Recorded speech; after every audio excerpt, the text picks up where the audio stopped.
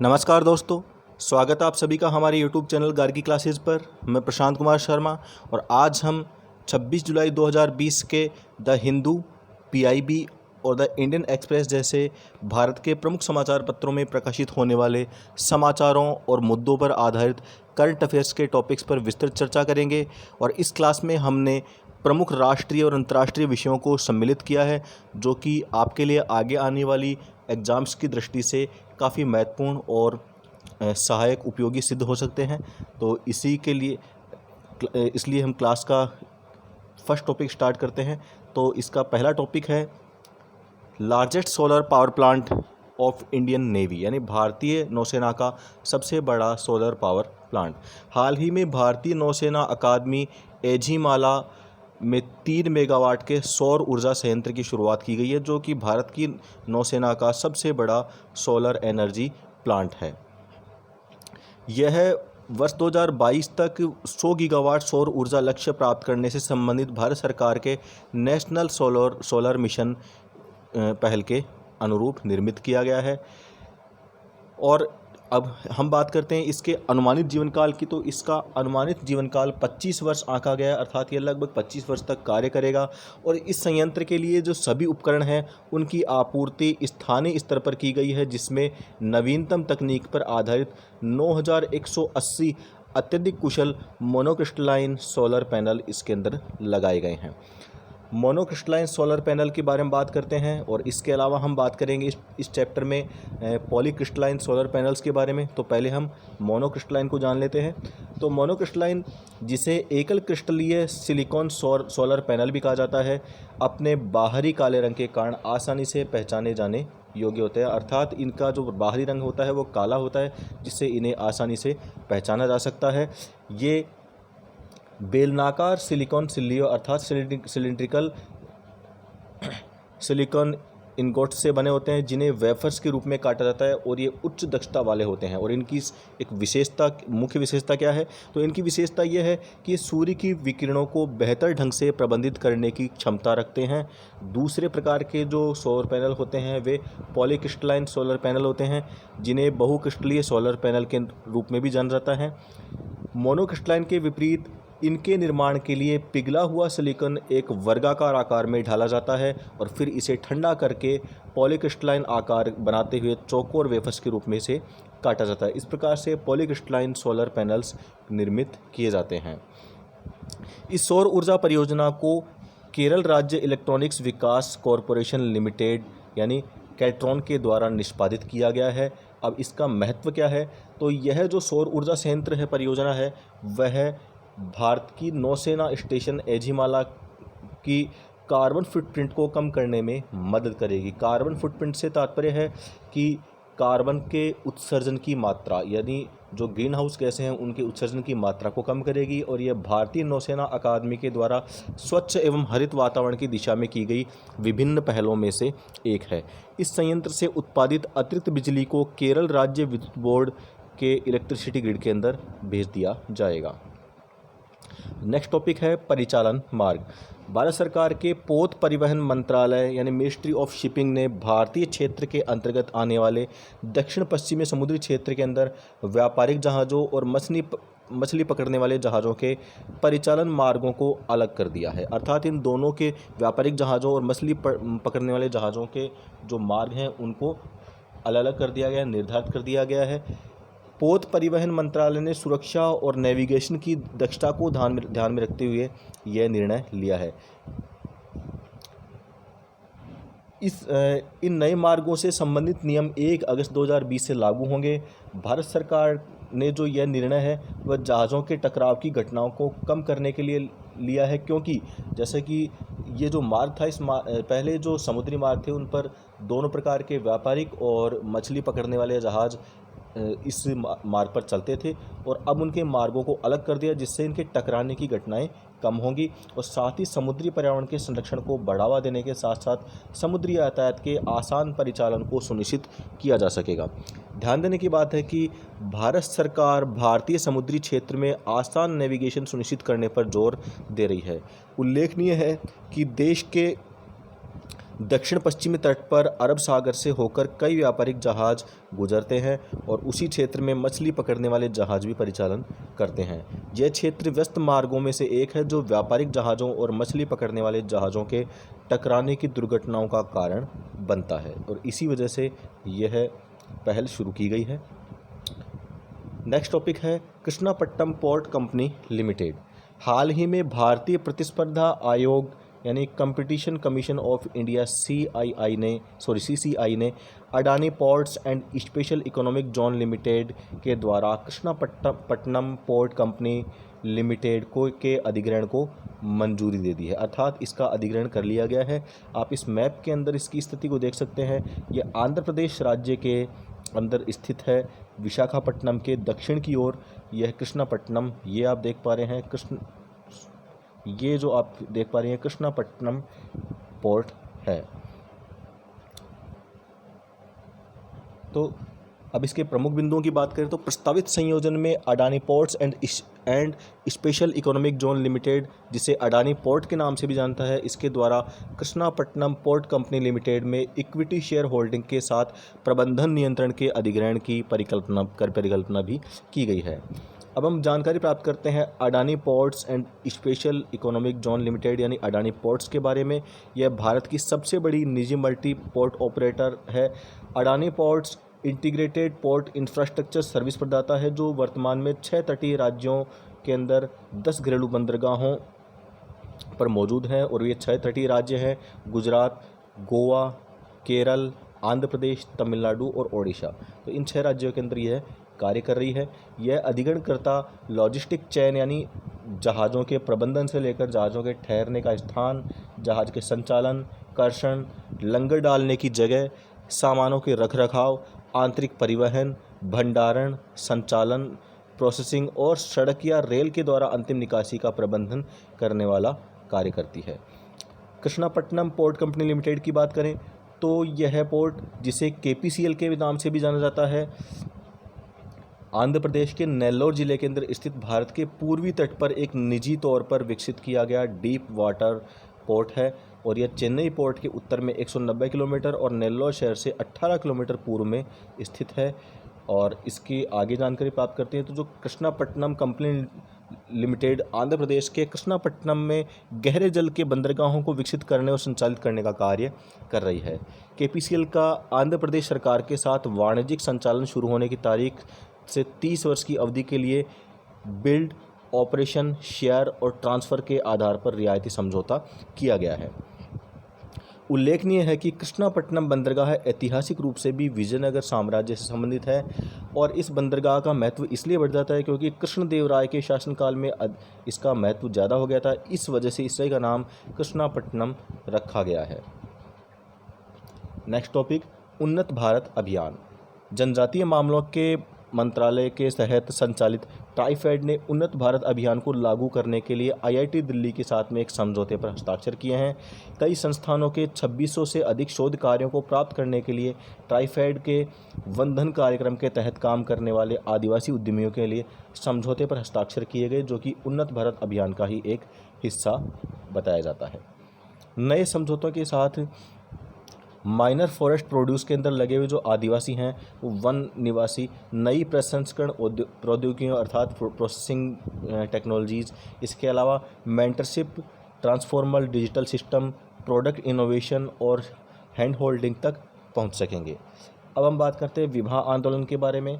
तो IIT ट्राइफेड साझेदारी को विभा आंदोलन से भी मदद मिलेगी।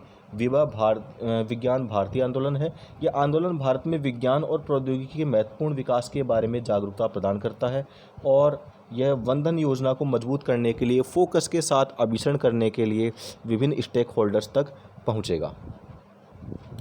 इस आंदोलन की स्थापना भारतीय विज्ञान संस्थान यानी IISc यानी इंडियन इंस्टीट्यूट ऑफ साइंस के प्रख्यात वैज्ञानिकों के द्वारा की गई थी।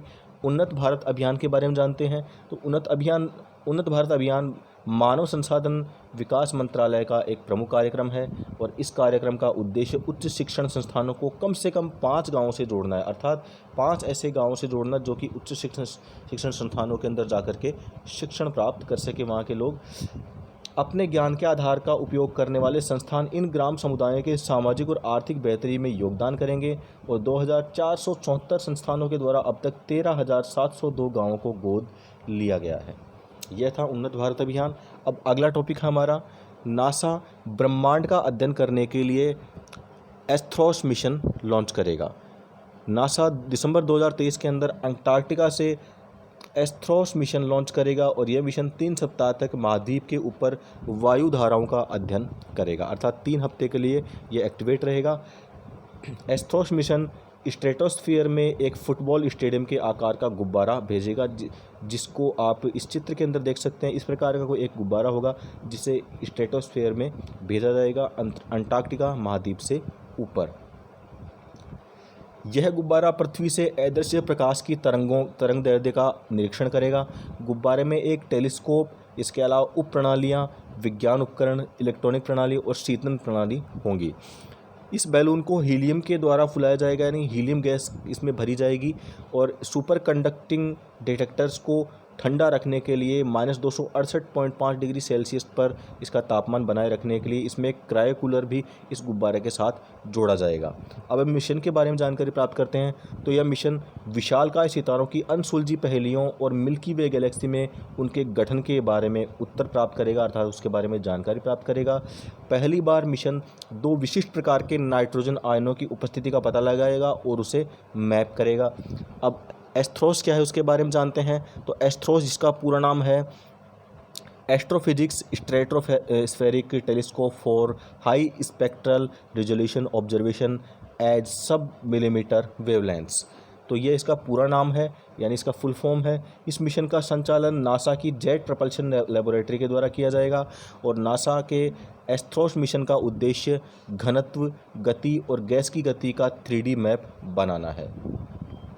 इसकी बैकग्राउंड के बारे में बात करें तो यह वैज्ञानिक गुब्बारा कार्यक्रम 30 वर्षों से संचालित हो रहा है। पृथ्वी के विभिन्न स्थानों से अब तक लगभग 10 से 15 ऐसे मिशन लॉन्च किए गए हैं। इसका महत्व क्या है, तो इसका जो स्पेस मिशंस हैं उनकी तुलना में ये बैलून मिशन काफ़ी कम लागत के होते हैं और उनकी योजना और तैनाती का समय भी तुलनात्मक रूप से काफ़ी कम होता है, अर्थात ये सस्ते पड़ते हैं और इनकी योजना में और इनकी तैनाती में समय भी कम लगता है। नेक्स्ट टॉपिक, चीन ने अपना पहला मार्स प्रोब लॉन्च कर दिया है। 23 जुलाई 2020 को चीन ने वेनचांग अंतरिक्ष यान प्रक्षेपण स्थल से अपना पहला सफल मार्स प्रोब लॉन्च किया है और इस मार्स प्रोब का नाम तियानवेन रखा गया है। तियानवेन अंतरिक्ष यान को 3 उद्देश्यों को पूरा करने के लिए लॉन्च किया गया है। जिन 3 उद्देश्यों की बात करें तो पहला है व्यापक अवलोकन के लिए लाल ग्रह की परिक्रमा करना और इसका जो दूसरा उद्देश्य होगा वह होगा मंगल ग्रह की धरती पर उतरने के लिए लैंडिंग स्थल पर घूमने के लिए एक रोवर भेजना और तीसरा इसका उद्देश्य है मंगल की भूवैज्ञानिक संरचना, वातावरण, पर्यावरण और मिट्टी और पानी की जांच करना। तो ये इसके उद्देश्य होंगे। तियानवेन फर्स्ट जो मिशन है उसके उद्देश्य हैं। स्पेसक्राफ्ट को चीन के सबसे शक्तिशाली, सबसे बड़े लॉन्ग मार्च 5 रॉकेट के द्वारा ले जाया गया था। अब हम तियानवेन के बारे में जानकारी प्राप्त करें तो पृथ्वी से 400 मिलियन किलोमीटर की दूरी तय करके मंगल तक पहुंचने के लिए इस प्रोब को 7 महीनों का समय लगेगा। इस प्रोब के 3 हिस्से हैं जिनके अंदर हम बात करें, पहला ऑर्बिटर, दूसरा लैंडर और तीसरा रोवर, जिसमें ऑर्बिटर जो है वह मंगल ग्रह की कक्षा में रहेगा और वैज्ञानिक ऑपरेशन करेगा और साथ ही रिले सिग्नल भी पृथ्वी तक पुनः भेजेगा।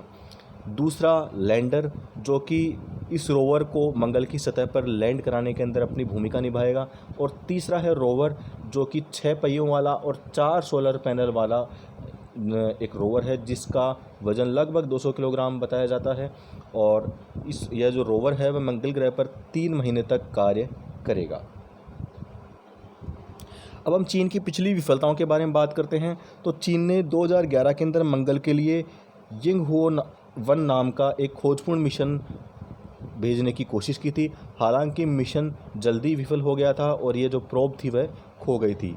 यह प्रोब एक रूसी अंतरिक्ष यान पर भेजी गई थी। अब हम बात करते हैं मंगल मिशन के बारे में। तो मंगल मिशन में सफलता पाने वाले देशों के अंदर हम बात करें तो अमेरिका, रूस, भारत और यूरोपियन यूनियन, इन चारों ने इस मंगल मिशन में सफलता प्राप्त की है, सफलतापूर्वक अपने मिशन भेजे हैं। इसके अलावा बात करें भारत की, तो भारत मंगल परिक्रमा भेजने वाला पहला एशियाई देश था और यह इस मिशन को मिशन मंगलयान कहा गया था। अगला हमारा टॉपिक है अरुण कुमार रेलवे के अंतर्राष्ट्रीय संघ के उपाध्यक्ष के रूप में नामित किए गए हैं। 22 जुलाई 2020 को श्री अरुण कुमार को अंतर्राष्ट्रीय रेलवे संघ के उपाध्यक्ष के रूप में नामित किया गया है। यूआईसी महासभा में यह निर्णय लिया गया है और यूआईसी क्या है उसके बारे में जानकारी प्राप्त करते हैं। तो इंटरनेशनल यूनियन ऑफ रेलवे, जिसे फ्रेंच भाषा में यूनियन इंटरनेशनल डेस कैमिन्स यानी यूआईसी भी कहा जाता है। इसका मुख्यालय पेरिस में है और यह व्यक्तियों, प्रतिष्ठानों और संपत्ति की सुरक्षा से संबंधित मामलों में रेल क्षेत्र की ओर से नीति विकसित करने में सक्षम है और यह यूआईसी की सुरक्षा एजेंसियों के बीच में सूचनाओं के आदान प्रदान को बढ़ावा भी देता है। रेलवे का अंतर्राष्ट्रीय संघ यानी यूआईसी के बारे में बात करें तो इसकी स्थापना 1922 के अंदर की गई थी और 51 सदस्य देश इसके अंदर शामिल थे इसकी स्थापना में, और वर्तमान में इसके 194 सदस्य राष्ट्र हैं। भारत इस संघ का एक सक्रिय सदस्य है और इसमें लोकोमोटिव, एक्सल व्यवस्था, माल वैगन, कोचों का वर्गीकरण स्थापित किया गया है। अब अंतर्राष्ट्रीय उत्तर दक्षिण परिवहन गलियारे के बारे में बात करें तो यह अंतर्राष्ट्रीय उत्तर दक्षिण परिवहन गलियारा भारत, अफ़गानिस्तान, ईरान, रूस, आर्मेनिया, अजरबैजान, मध्य एशिया, यूरोप, इन सभी के बीच में 7,200 किलोमीटर लंबा जहाज, सड़क और रेल मार्ग है। और हम बात करते हैं अरुण कुमार की, तो अरुण कुमार 1985 बैच के भारतीय पुलिस अधिकारी यानी एक आईएएस और आईपीएस ऑफिसर हैं।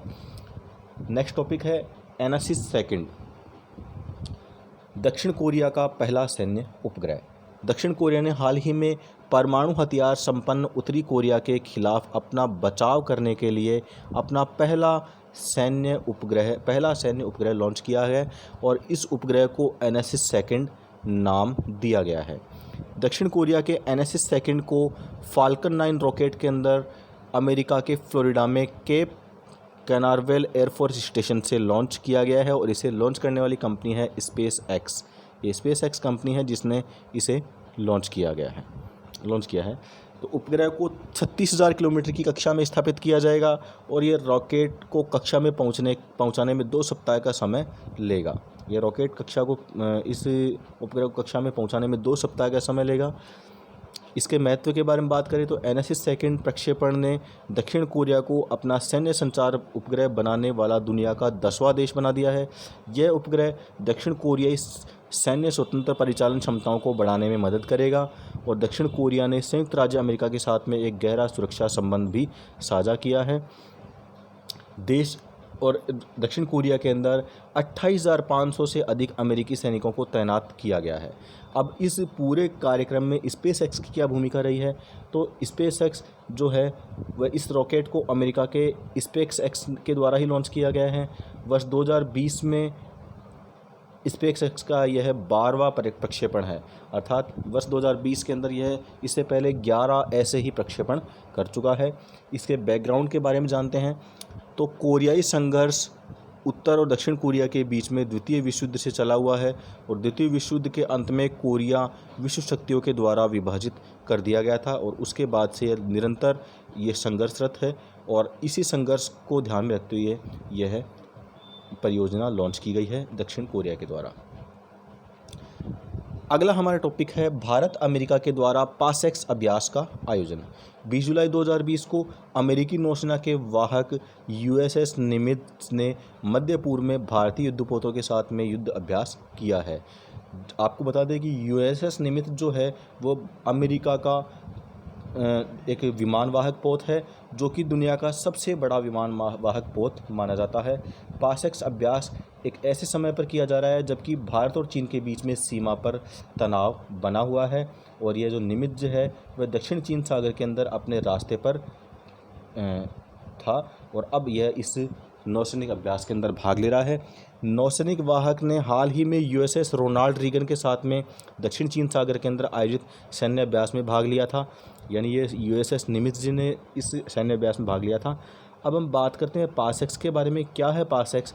तो पासएक्स एक पैसेज एक्सरसाइज है और इंडियन नेवी ने Japan maritime self defence force और फ्रेंच नेवी के साथ में इस तरह का पास एक्स संचालित किया है। इसके महत्व की बात करें तो समान विचारधारा वाली नौसेनाओं के साथ में लगातार अभ्यास करना बेहतर होता है और यह विनिमय के अवसरों को प्रदान करता है। मालाबार अभ्यास आमतौर पर भारत, जापान और अमेरिका के बीच में होता है, लेकिन इस वर्ष इस अभ्यास के अंदर भारत, जापान और अमेरिका के साथ में ऑस्ट्रेलिया भी इस तिकड़ी के अंदर शामिल होने की संभावना शामिल होने की संभावना भी जताई जा रही है। Japan maritime self defence force ये जापान की नौसेना है जिसका गठन द्वितीय विश्व युद्ध के बाद में किया गया था और इसमें 154 जहाज़ों और 346 विमानों का बेड़ा है और 2000 के बाद से दुनिया की चौथी सबसे बड़ी नौसेना बन गई है। तो इसी के साथ करंट अफेयर्स की आज की क्लास के सभी टॉपिक्स कंप्लीट हो गए और अब बारी है आज के प्रश्न की। आज का हमारा प्रश्न है, central board of direct taxes यानी CBDT ने हाल ही में किस संस्था के साथ में डेटा शेयरिंग के लिए MOU पर हस्ताक्षर किए हैं? आप अपना जवाब वीडियो को पॉज करके ढूंढ सकते हैं। तो इसका सही जवाब है CBIC यानी central board of indirect taxes and customs. CBIC की स्थापना गुड्स एंड सर्विस टैक्स यानी GST लागू होने के बाद में हुई थी और इनकम टैक्स एक्ट की धारा 138 के तहत CBDT जो प्लांट और मशीनरी की सेल के बारे में डेटा शेयर करेगा और CBDT के द्वारा अब ये जो डेटा है वो MSME के साथ भी शेयर किए जाएंगे, क्योंकि MSME जो हैं वो इंडियन गवर्नमेंट की हाई प्रायोरिटी लिस्ट के अंदर शामिल है और ये जो आत्मनिर्भर भारत अभियान है उसमें महत्वपूर्ण भूमिका निभाने की क्षमता रखते हैं, इसलिए भारत सरकार इन पर काफ़ी ध्यान दे रही है। तो ये था आज का प्रश्न और उसका जवाब। अब बारी है उस प्रश्न की जिसका जवाब आपको देना है। तो आपके लिए आज का प्रश्न है, हाल ही में अमेरिकन स्पेस एजेंसी नासा ने किस ऑब्जेक्ट के पृथ्वी के निकट से गुजरने की चेतावनी जारी की है? आप अपना जवाब वीडियो के कमेंट सेक्शन में जाकर के दे सकते हैं। Thank you.